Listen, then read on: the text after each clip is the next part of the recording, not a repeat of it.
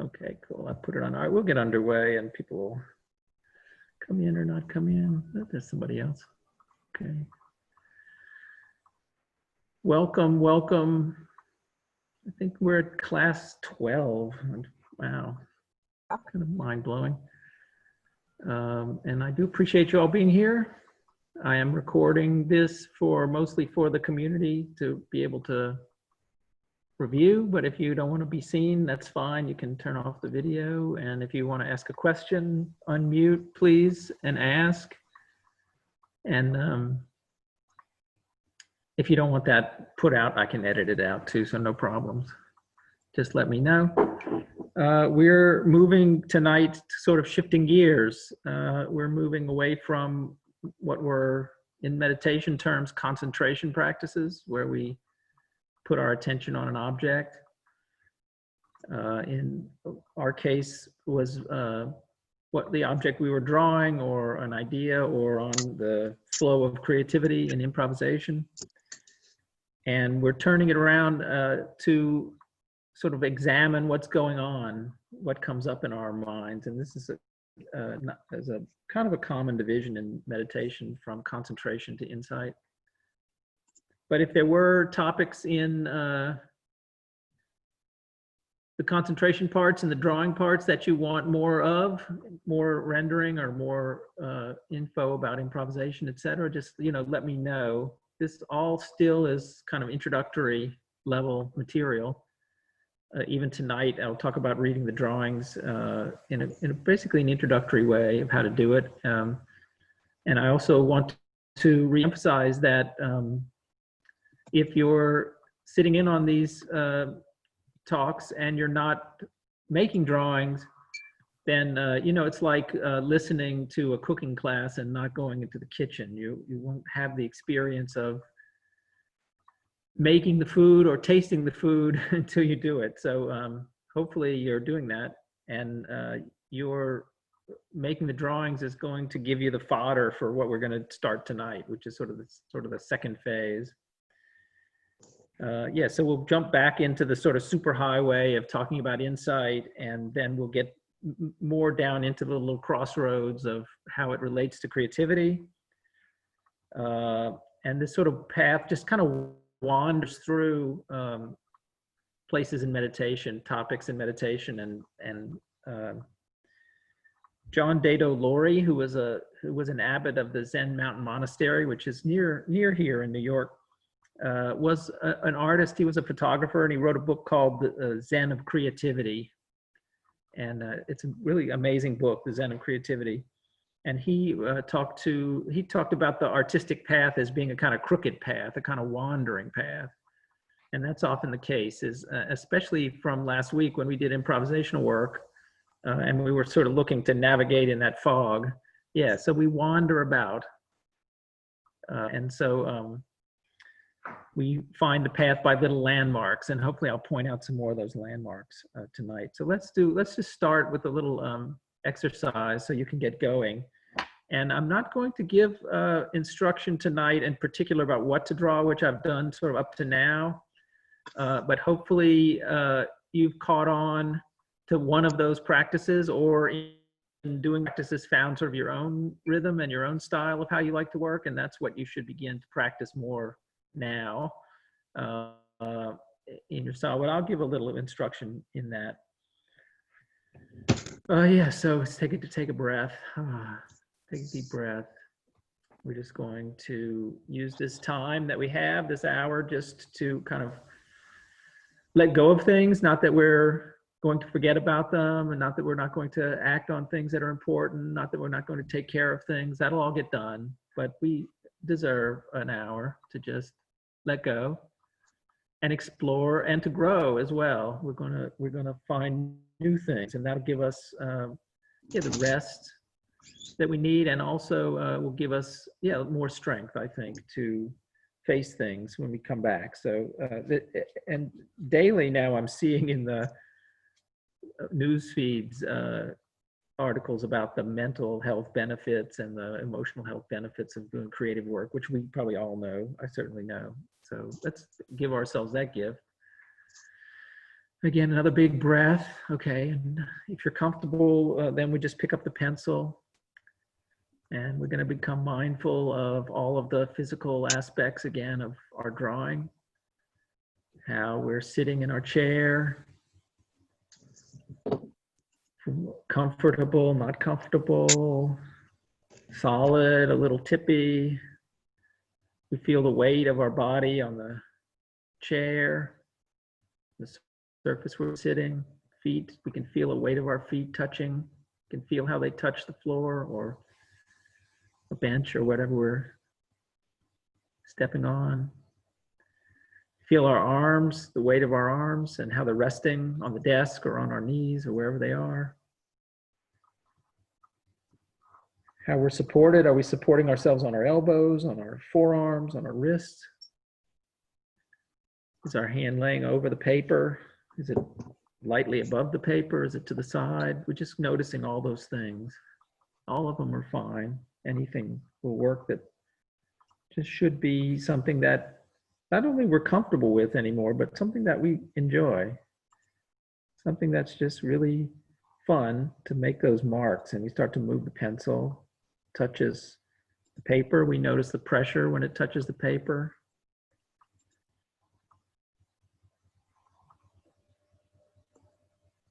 We notice the effort in our muscles, in our arm, our shoulder, our elbow, our wrist, our fingers.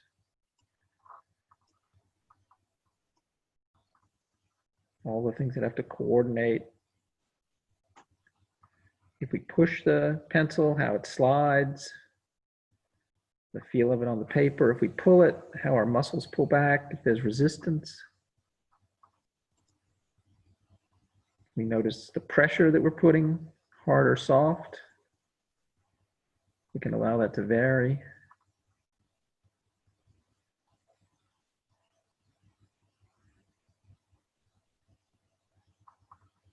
See if any other muscles, any other parts of our body come into play when we change from pressing hard to pressing lightly or moving slowly to moving quickly.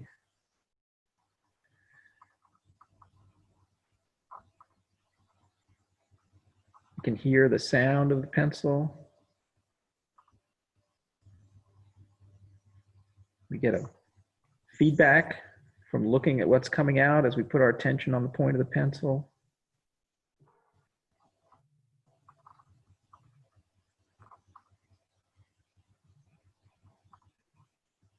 There's some sensations it creates. We're just noticing those sensations. Any sense input that drawing brings to mind.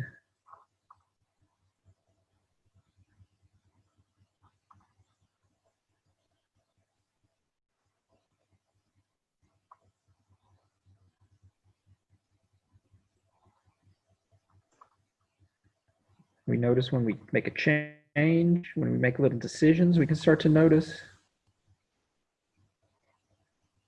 Do we have a pattern we're repeating?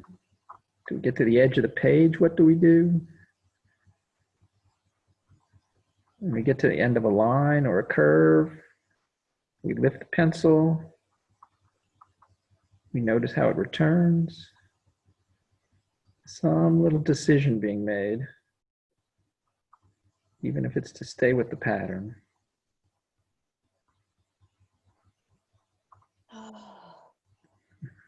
And then at some point, more change.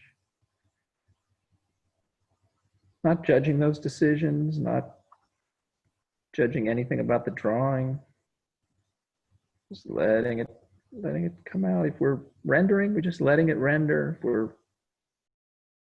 following a pattern, we just follow the pattern. If we're just improvising, we just do it. Just let it move. Noticing any of those little rules, and then we can turn a little bit further inward.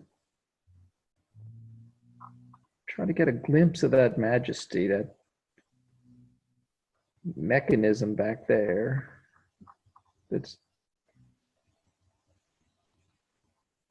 Who is it that's making those decisions?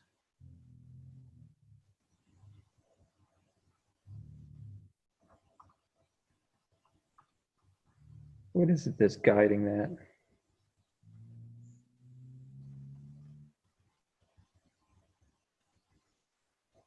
So take that feedback, that joyful, fun time. Just let all that whole process enjoy it. Give some encouragement to that decision maker.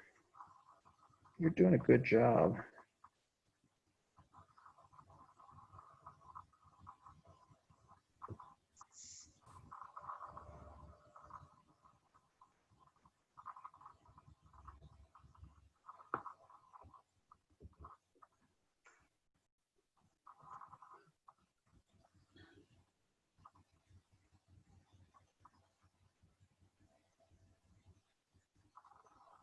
So you guys keep drawing, keep it going.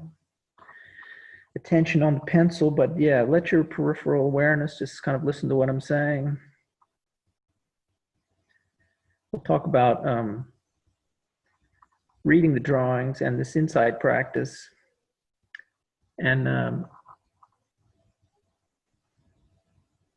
maybe you've gotten a practice that you're really into. I hope so, but maybe haven't quite got it yet. I had one participant in my very first workshop who got all the way through to here. She was a doctor, and she couldn't find one of the practices that worked for her. She couldn't really make any marks on the paper, even though she really wanted to. And it got to the point where we were working together in a meeting that we were having, and I just had to walk her through picking up the pencil and making a mark here, and really just giving her permission, total permission, just to make a mess or make any mark she wanted. And we finally got that done.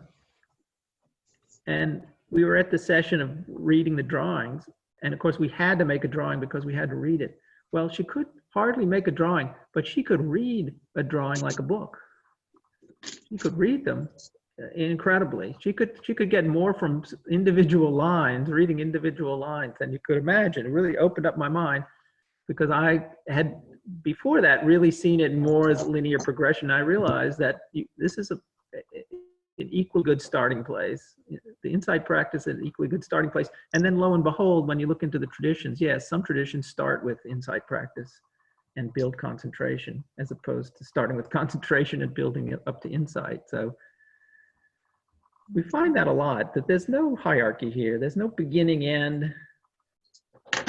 If you go off on something that's like a journey, that feels like a journey, you might find yourself back again at the beginning. So that kind of takes a lot of pressure off it for me. And every moment can be the beginning. And anytime you do something and come back around, you may have a new idea about what it is. And that's what we'll find out in the drawings tonight, is that when we make them, we have a certain feeling. And then when we read them, we have another layer that we add to it. And then time will add even more. And having done the drawing and the reading, yeah, it gets a kind of a whole richness in the collection of drawings that you make. And the reading is really something quite different than the drawing parts. It's really looking at the drawing. There's something about putting something out on paper in the physical world that reduces it. There's this kind of great big energetic feeling, and it moves through, our muscles and all that sort of electrical apparatus, and gets on through some graphite onto some piece of paper. Anyway, it reduces that quite a bit, but then it feeds back into our mind and opens up again. And I think only through reducing it down into the material world and then feeding it back again, that you get this. That in fact, if you imagine a drawing and then try to read that imaginary drawing, it's not the same. It really has to come out and be made into the world. It has to come through this kind of actual experience.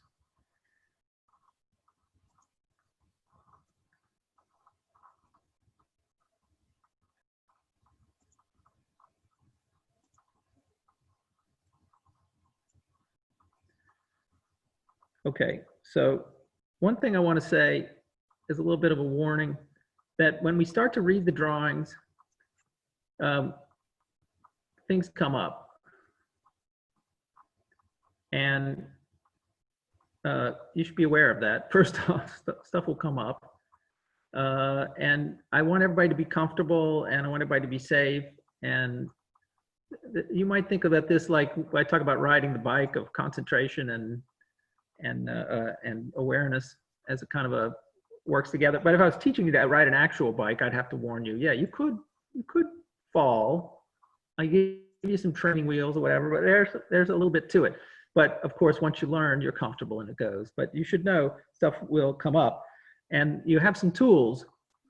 And one of the things you can do is just be noticing how you're feeling. So that's a mindfulness exercise. Your mindfulness is a really important thing. That's one reason I do like to start with concentration, is that you kind of go to the gym first and you do a little mindfulness muscle building, so that when you get to insight and you start to open up and things come up, you already have the tools to notice that something's coming up. You already sort of can a little bit in touch with your own feelings. And so if you feel that it's getting intense and something's coming up that maybe you're not comfortable with, yeah, just let it pass, let it go away. Move it along with your mindfulness practice. And if that gets intense, you also have the drawing practice, which is quite good mindfulness practice, that you can put your attention right onto the pencil and work. And of course, when you engage your senses that way, when you engage your touch sense and your visual sense, that what's ever going on in that awareness in your mind will quiet down. So you've probably experienced that, and that can work for you. So you have some tools ready. But if you're comfortable, yeah, move forward. And what I find is that when things come up, they're usually things that, for one reason or another, and not even in a bad way, but maybe I'm just too busy at some time. And in a daily drawing practice, sometimes something will come up in the daily drawing. And when I'm reading the drawing, I'll notice it and I'll remember, oh yeah, that occurred. There was a loud car horn honk when I was in a hurry to get to the bank, and I ignored it. But it did send a kind of a shock, because I thought for a second the car might be coming at me, but then I noticed it wasn't, and I was in a hurry. Things that you process quickly. Yeah, sometimes then all of a sudden there's a mark in the drawing, and when you read the drawing, you figure out, oh yeah, that was something that I just kind of pushed down really quickly because I was in a hurry. But there's other things we push down for many other reasons, or ignore, or just forget to deal with, whatever. And those things sort of unfold, and I do find that those things unfold a little more sooner. But then we get to know ourselves, and they do what sometimes in meditation, when you reach these, sometimes they're called samskaras, or these embedded thoughts. And this is something that in meditation is dealt with quite a bit. When these come up and we are able to see them come up and give them space, and of course in the drawing we can give them space. We can let our hand and the energy of that move, and just let that energy work out into the pencil. And when we do that, they do what they call self-liberate. They just kind of like, oh, okay. And there's sometimes more space or more clarity that happens. And so that's the next sort of thing that goes on, is that we get a little more clear, we get a little more open, and our mind is a little less encumbered. Like we kind of clean out some of the cobwebs and things and let some light in. And then the end of that process, which doesn't happen all that often and usually is completely unpredictable, and I'll give you one example in a minute, is that there are deeper insights. There's real knowledge. There's really something about yourself or the world or the mind that becomes apparent to you, and that can really happen. So, and this is how the Upanishads and the old source texts were apparently written, that they were, and in a lot of texts about meditation, when the origins of the texts are questioned, it's really the knowledge that comes from deep meditation that these things are revealed. Now, the real source of that, we'll get there eventually, but let's just say it comes up. Maybe it's embedded in you somewhere. Okay. So this is an experience that happens to me quite a bit, like I was describing the car honk, that I'll make a drawing and there'll be some factor influencing the drawing, but when I'm making the drawing, I don't know that that's happening.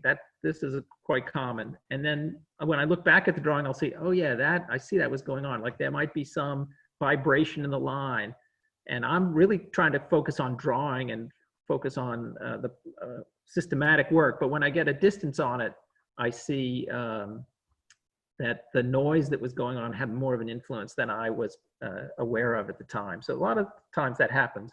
I'm gonna share the screen here, and I'm gonna give you an example, which is in the book, but you guys may remember it. Hang on a second.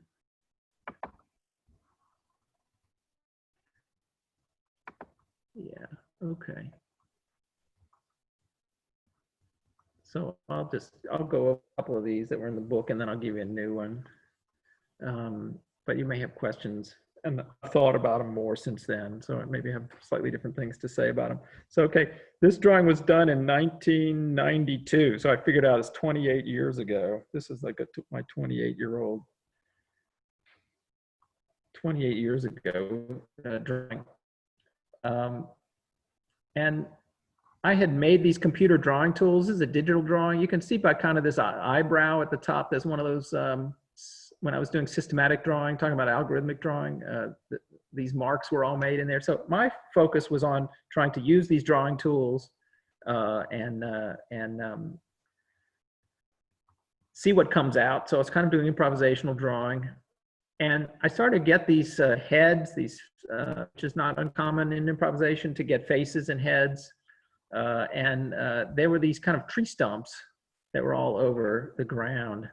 And I interpreted it all as being something about environmental concerns, because I had a geology degree and I was very concerned with the environment. So I had a whole story about what it was, and it went on for quite a long time that I was making these drawings until one day when I was drawing, and there was kind of ghost image of a tree that came up, and I thought, well, I'm just sentimental for the ghost image.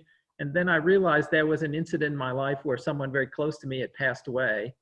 And in fact, somehow I just knew, and I don't know how to explain that anymore, but when it happens, you'll get that. But I just knew that the drawings weren't really about the story that I was telling myself about what they were, although that kept me going and kept me drawing. The drawings were really a mourning process, a grieving process. And the thing was that when I came to that realization, I understood that that grief was being suppressed and channeled through the drawings. It opened up, and within a few weeks, the drawing shifted and the focus changed for the drawings. And that was the first time that I realized that information was coming through the drawings that I had not thought about, and that, becoming aware of it, reading it in the drawings could shift the work. And I've seen that consistently from the 28 years. I've seen consistently that that movement takes place. Now, I heard from Terry this week. She was drawing, she was working on improvisation. She was telling me she couldn't improvise. She drew, I don't know if you saw, maybe she posted it in Facebook, but she put it online, this beautiful drawing of rocks in a stack. And that's something that I draw these stacks actually quite a bit too. That's imagery that comes up for me. So we could talk about that.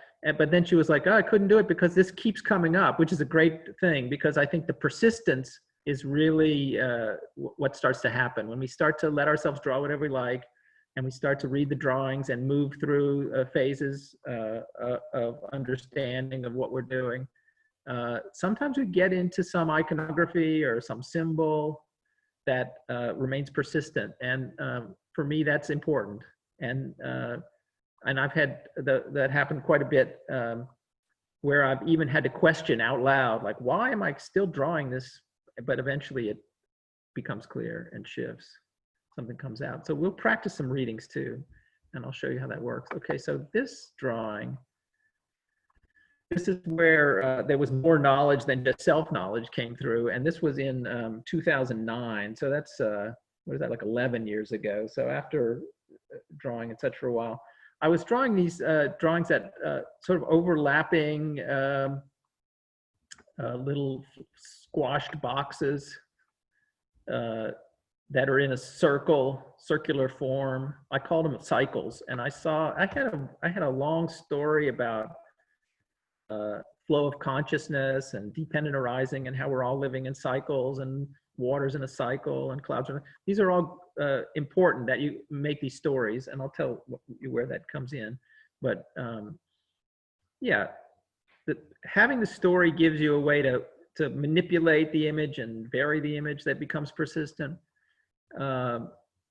without, even if you don't know, well, you never really know everything about it, but even if you haven't gotten a deeper insight into it, it gives you a way to continue to work with it and manage. So this was September 13th, 2009. And I said, the cycle, and by that time I was publishing on iClock.com, and I was writing about the drawings every night, and writing it down is really great. It has the same effect as putting it on paper when you draw and it feeds back. Writing it down pushes your broad thoughts about the drawing down into particular words, English language vocabulary, and that reduces it. And then once it gets reduced like that, reading it back feeds it back in. It makes it's a very interesting process, but it has to come out and go back in again to get the feedback.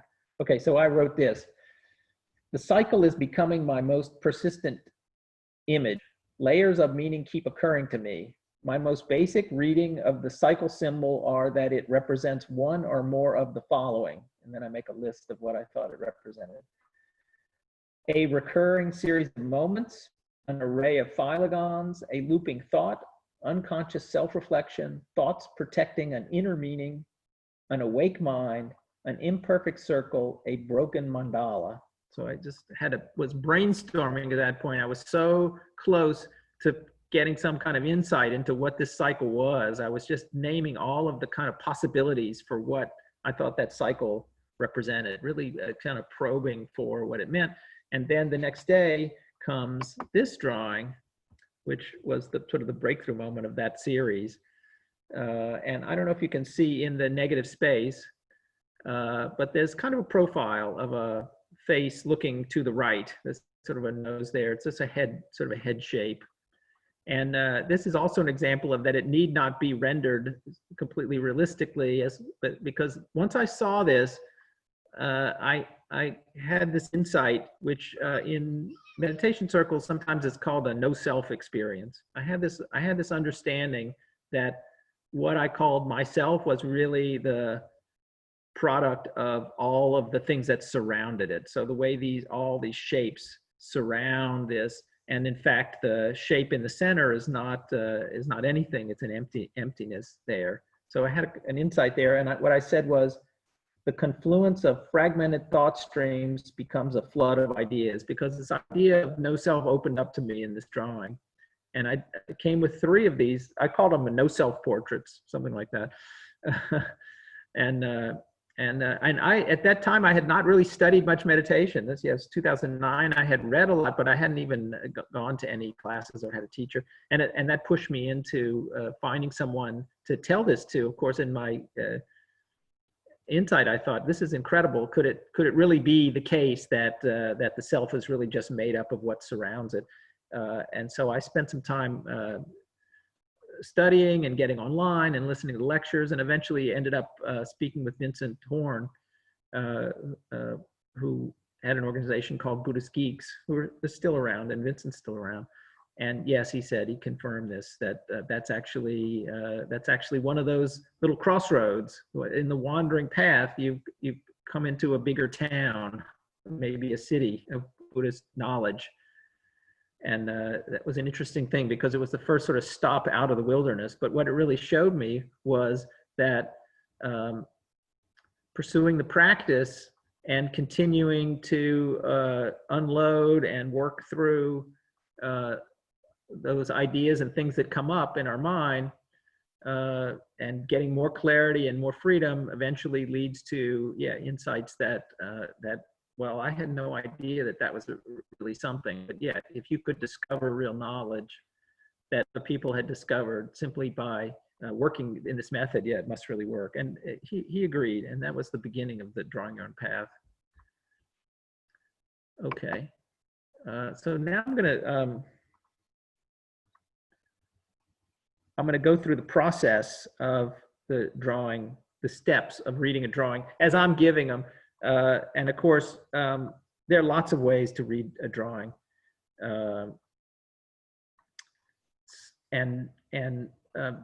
These four I developed based on a practice of Buddhist meditation practice called the Four Foundations of Mindfulness. And for me, it ties in very well, and you'll recognize the steps. They're not going to be a surprise. But what happens is that you practice reading the drawings in a kind of a simple way and looking at your drawings and maybe hopefully writing down your thoughts, because it's really helpful to write it down. I can't emphasize that enough. What I try to do every night on iClock is write at least something down. But you come up with a shorthand, or you come up with a story, you come up with part of it that you're going to talk about. So the very first layer of what you do is describe the physical aspects of the drawing. So can you see me on the screen? Roger, do you see me? Yeah. Yeah, I do see you. Okay, so you can see me and you see the shared screen at the same time? Correct. Yeah, good. Okay, so I work on these cards. This is a drawing I was working on today. Oops, there we go. Some flowers and a stack. Oh, there's a stack, Terry. It's still happening. It's flowers today. Okay, so I work on a card. I usually work with pencil. I usually work with gouache. So the first step, the first way to read the drawings is that we describe physically. So I'll just do this one on the screen because it's easier for everybody to see. That's why I put it up there. Okay, so I would say just the most basic, most obvious things about, nothing about how I feel or anything about that yet, just the most basic stuff. So this is a drawing that's 6 inches wide and 5 inches tall, made with a red pencil and gouache. It has a green and light green and tan and red and blue colors in it. It's mostly in the center of the card. The edges are all white. It's surrounded by white space in the center of it. That kind of thing. Just the bare minimums. The lines are broad. They rarely overlap. There's no density except on the lower left. This kind of thing. So just really looking at it with, I'd say, unemotionally, and really just describing and trying to be really clear about what we see. For one reason, because it helps us state the obvious. But the other is sometimes people, when they read their drawings and they go in the physical layer, it's very hard to separate. You can see that they don't separate their feelings or their thoughts about what it is. And so that's something interesting to look for. So yeah, simple physical description. Okay, so first of all, mindfulness on the object. Okay, second of all, we go to a description of how it feels. So it's a sensory input we're looking at. We could say the Vedanya, if you know the steps of the process of mindfulness. Mindfulness of our senses. So how does it feel? And this is, of course, in relation to how we often talk about drawings: like, dislike, and neutral. And oftentimes we're at this layer of reading without even knowing it, because we look at something and we like it, or we don't like it, or we just don't care. We're neutral about it. And it's not, we're not here at this part of the reading to form a judgment about it that way. And we can't help but have a reaction to it. What we want to do is use our mindfulness to notice that we're doing that, and just notice our response there. So notice how it makes us feel, whether it makes us feel that we like it or don't like it. We just notice that response is happening. Maybe we can see it in our body. Maybe it's happening in our heart. Maybe it's tightening up our solar plexus. Maybe it's happening in our mind. We can notice this kind of thing, like where this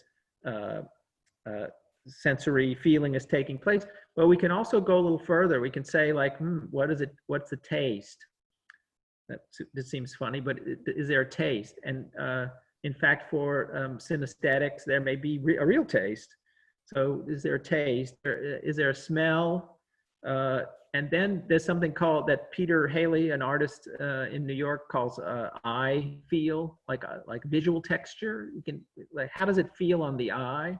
And he makes paintings that are, he uses this popcorn texture. Sometimes you see on walls, and he uses it very particularly to evoke this kind of sensory response, this eye texture response. And then there's also sound, which is not far-fetched.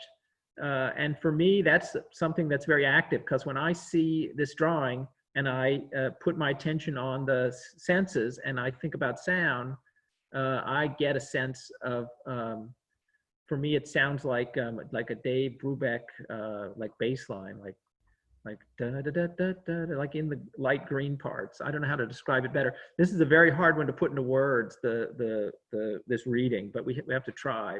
Or you can just note if there is a sound response. So for me, in a lot of my drawings and a lot of colors and in lines, I get a sound response, even though I can't really articulate the sound. But notice if there is a taste response. And often we talk about taste in art, and I think that's where it really comes from, that some people really have a taste for good, for certain work.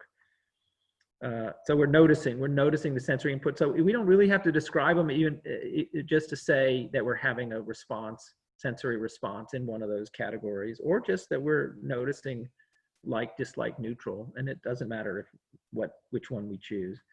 Okay, so that's the second level. This awareness of the sensory response. Okay, the next third stage of the reading is we look at our thoughts and emotions, and this is the place where we get into the quote unquote meaning. We get into what the story is, and what I do in this stage is ask everybody to make up a story. So when you read your drawing in the third stage, you come up with a story. So this story, when I made the drawing, was that it was this same cycle that I was talking about where the head appeared. This was the same series that I was doing. And this was a cycle, and there were meadows, and there was a spring that came up in this blue area.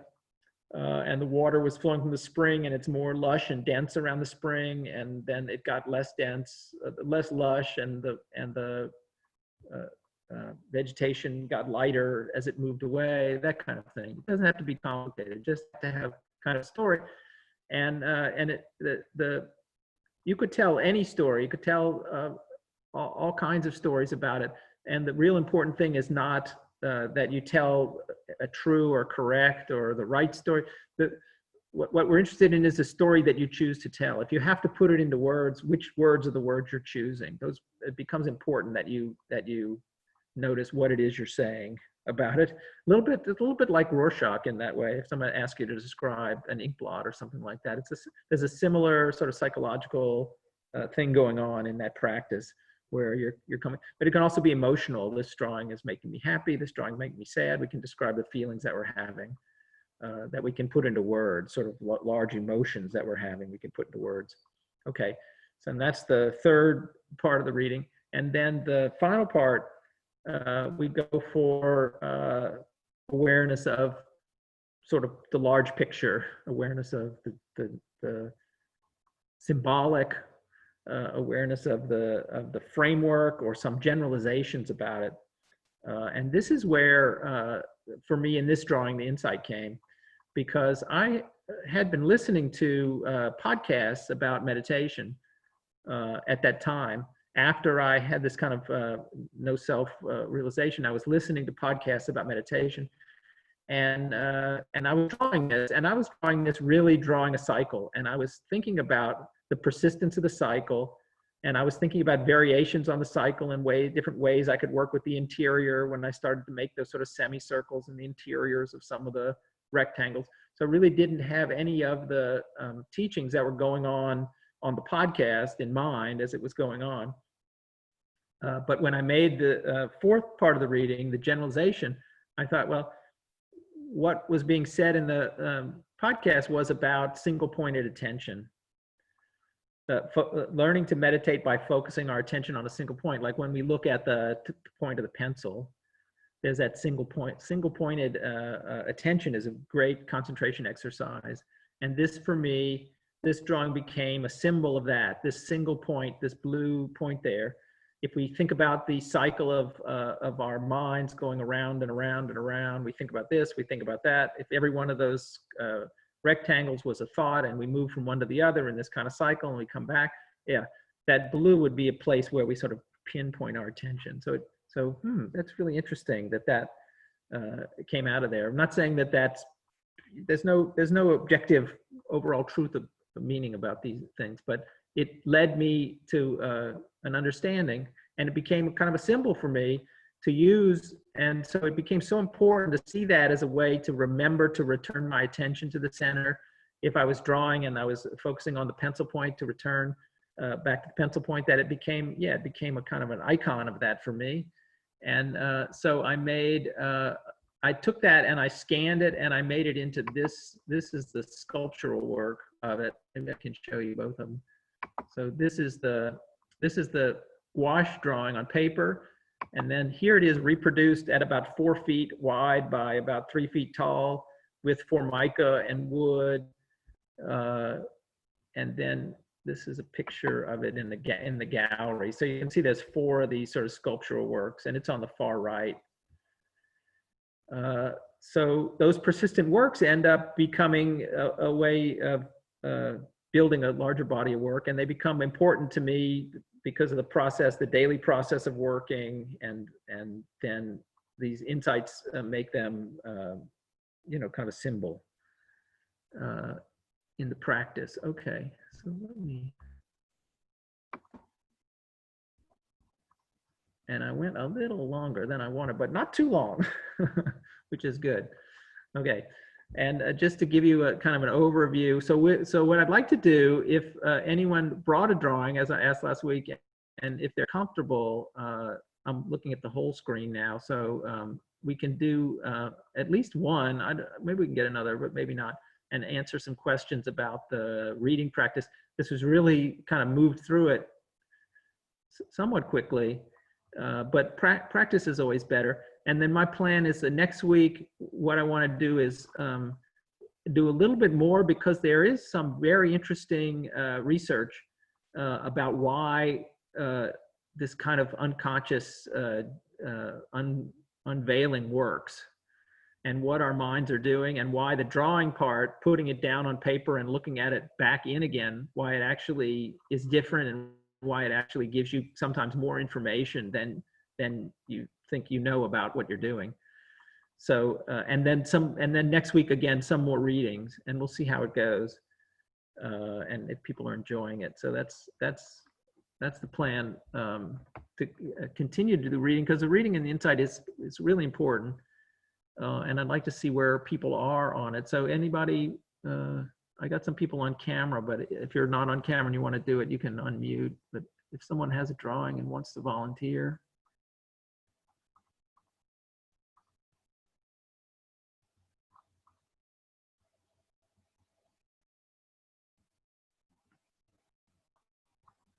Michelle, anybody? I have a drawing that I just did. That's okay. Yeah. We'll work with that. Yeah, that's why I had you draw for a while too. I thought that's okay. But if there's one in particular that stood out that you want to read, okay, let's do Lauren first. Yeah. Okay, Lauren. I just want to make an example and show it, and then if other people have ideas about the reading, they can unmute and come in. Okay. You can see this. It's not. I can see a lot of it. Yeah, there's a lot there for sure. That's a lot of marks. It's interesting. Okay, so you start and you give the physical description. Physical description. It's a pencil drawing, that has a lot of swirling lines. Number 2 pencil. Some darker, some lighter marks on white paper. 3 holes in the paper. Good. Yeah, covers most of the page. Mm-hmm. Yeah, there's some more dense places, a lot of light places. There's shading. Some of the lines cross over, making shapes. things like that. Okay, good. Okay, so now you can move to the sensory response, your feeling response to what you're seeing. So looking at it immediately, do you have a like, dislike, or neutral? I rather like it. Good. Okay. I think it still needs more. Well, let's not get to that part yet. Okay. Let's just see. We just want to see that. And when you have that response, where do you feel that response? Around my heart, Okay. chest area. Yeah, good. Excellent. Okay. So now when you look at it, like the sensory feel of your eyes, sensory feel of smell or taste, are you having any like a sound response? Are there any other sensory responses that are coming in?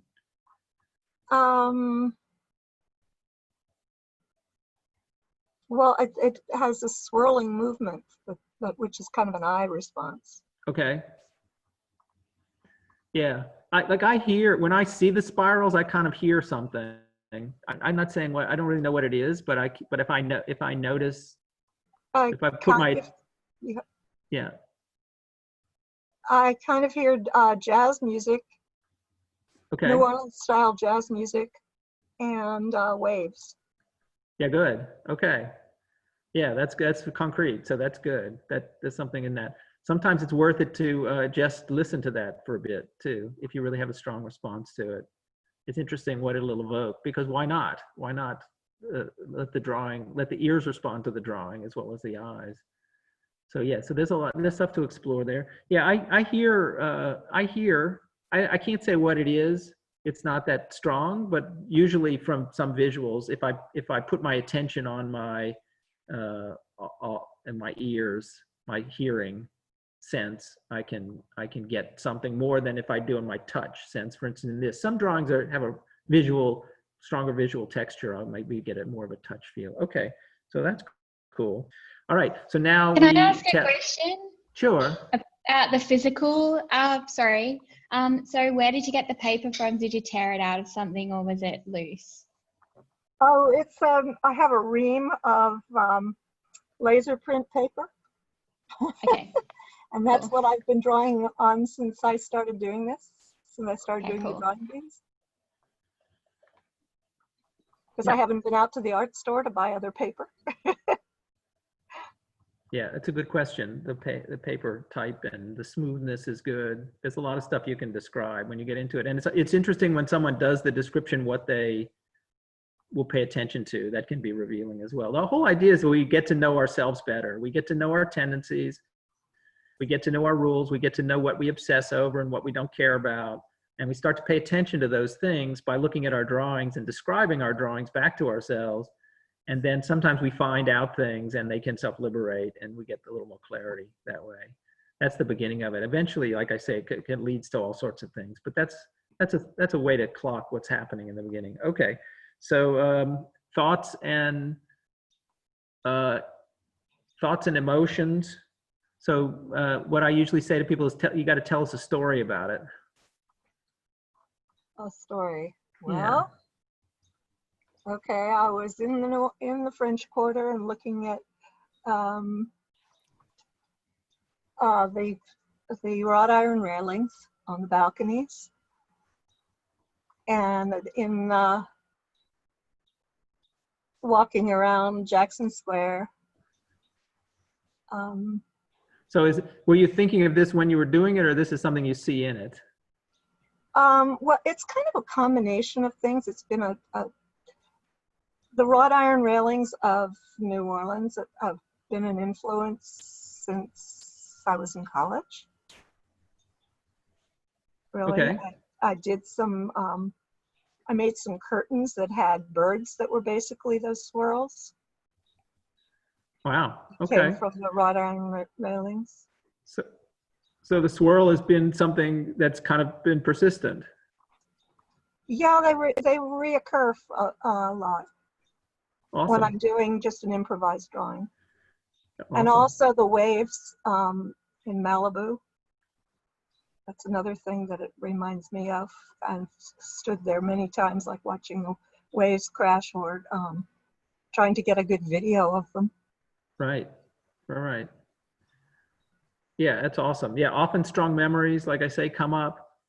Associations, things that sometimes we think about just on the peripheral of our attention, or things that that come up kind of often in our just in our mind for no reason. Yeah, often appear in the drawings, or often we relate those to the stories in the drawing. So those are good examples. Thank you. Yeah, I wasn't for that. specifically trying to draw those things. It just was Yeah. sort of reminded. Yeah. So one thing that can be helpful is to give space to that. There's a type of meditation, I may have mentioned it, called inquiry meditation, where we sort of ask a question, and then we don't expect a concrete answer. We just ask the question, and the whole point is that it sort of puts us in a state of mind, and then we just see what comes up. So if I was, could ask a question like, who am I? It's a common inquiry practice, but I don't expect to get an answer. But what happens is, when I ask who am I start to get tight about what I do for money, or I start to get tight about where I live, or things like that. So but all I'm doing is noticing that comes up. So when we ask a question, we notice what comes up. That's the whole point of inquiry practice. We don't latch on or obsess to what comes up, but we can kind of note it and see where our mind goes when we ask. So a lot of times when we notice the persistence, when I notice persistence in the drawing, I'll just do a simple inquiry and just be with that drawing and just see what comes up. And that can sometimes open a floodgate. Sometimes that's a great way to move energy and move thought. And that might put you right back into drawing again. So sometimes it's a good feedback. Mm-hmm. Okay, so the last step of the reading is the larger picture, or the framework, or the generalization. I have a question on it, John, because you said create a story, and it wasn't really a coherent story. It was like two different things that it reminds me of. Uh-huh. Is that good enough for a story, or you actually want a coherent story? No, that's wonderful. That's wonderful. No, what you really want to do is see what comes up. Again, you want to see. I mean, if there were an absolute beginning, middle, end, that would be interesting in one way. And if it really couldn't even form into a thought, it would be interesting as well. You see, you just want to see where you are in that spectrum of storytelling to begin with. Yeah, I kind of see more in that even, but we don't have to go on. Yeah, but what I'm going to encourage you to do, everybody, once again, write it down. It's really, really, really helpful to write it down. And if you don't believe me, then you get The Artist's Way. Oh, yeah. Get Julia Cameron. I have it. Yeah. And then let her talk about morning pages and things like this, kind of a improvisational writing or daily writing, this kind of thing. But here you already have a subject. And if you could just write down notes about what you think about that, even if you're not going to ever look at them again, that'll move that energy. That'll move whatever's getting in there and help it liberate. But sometimes, you'll uncover real whole narratives, all kinds of stuff, and then you think, oh, I did want to think about it. I forgot about that. Some stuff comes up. I can't tell you the whole scope of it. There's no, each person, it'll unpack differently, but the key is writing it makes a difference. There's something about the feedback loop. And that's why I try every day to write. And when I started iClock in 2008, it was essential that I wrote every day about the drawing, and that's how I learned really what was going on. Even if I decide only to write a paragraph, I couldn't possibly write everything about it. I just want to write a few things about it. What I choose to write is important, right? What I choose out of all the possible things to write. Like, so maybe you didn't have time and you just wrote down the New Orleans part, or maybe you just wrote down the Malibu part, whatever. It would mean something a little bit different, which one you paid more attention to. I have a question, John. Okay. Can you run through the 3 steps again real fast? Sure. So, yeah. Yeah, okay. And there's even a 4th step we haven't done yet, but we're about to do. But the first 3 are, mindfulness of the physical description, mindfulness of the physicality of the thing, including the graphite marks on the front or whatever it is, the pigment and the oil. Okay, so mindfulness of the object, mindfulness of sensory feeling that's coming up, not emotions, but just on that level of the senses, mindfulness of the Vedanya, of the senses. So how it's impacting our body, how it's entering and impacting our senses. So maybe there's a little sound that's happening that we don't pay attention to, but if we do pay attention, we can see that there's a sensation in the ears or a sensation in the eyes that's not forefront, but if we give it time, we can see it. So mindfulness of the senses. And then mindfulness of like thoughts and emotions is more higher minded stuff. So that's our story and our constructed feelings. I see this and it makes me sad, and I think about this thing that happened, or I see this and it makes me happy. I remember a vacation. And then the final stage is, mindfulness of, the larger picture of the Dhamma, of the framework that it's in, or some generalization. So now we try to extract a little bit of sort of universal wisdom out of the drawing. So if we have to say something about it, what it's a symbol of, or what it points to, that kind of thing. So how would you, if you had to point to something larger meaning in that, what would you think of? I can go really large on it because it reminds me of the creation of the cosmos. There we go. Okay. To, That's a good one. to the oceans. That's New Orleans in the middle. Yeah, that kind of sort of creation story is a really good one. Yeah, especially when we're improvising and we're focused on just that moment of arising of the pencil, that's that cosmogenic moment that Paul Klee arrived at. So yeah, there you go. So it's all very interesting, and there's no going to be a singular answer, but if we continue to practice and we continue to make the drawings and we continue to look at what becomes persistent in the drawings, that story sometimes gets filled out in a nice way, and there's really no way to say what's going to unfold. And I think that's one of the fascinations that I have with making the drawings and reading the drawings over time, and I have to be very patient with them to let it unfold over time. But as it unfolds, I just can't. I can't. She asked me to immediately come down so that she was. What? And when she saw them. I gotta mute that. Okay. So the stories get large, the stories get complicated, and they can be, it's quite rewarding thing, I think. And that's another layer of understanding, another layer of meaning that can come in from the daily practice. So we're pretty much up to it. I knew there was a lot this evening, but we're going to stay with reading the drawing. So if you have a drawing you make or have made, make during the week or have made that you would like to read, bring it. We'll do some drawing, and we'll have some time next week to read some drawings. If you're self-conscious about it, but you'd really like to read a drawing, just contact me and we'll just do it privately. That's fine. I'm happy to get everybody started and see that it can be quite interesting and safe. And if you have questions about it,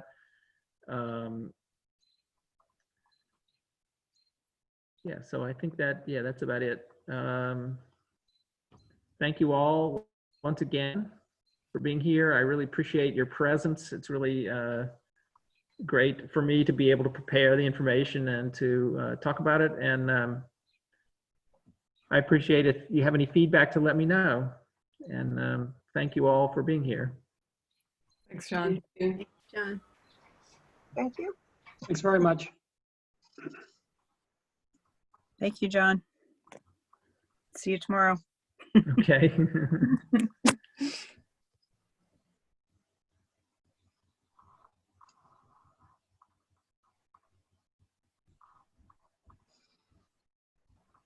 Okay, stop.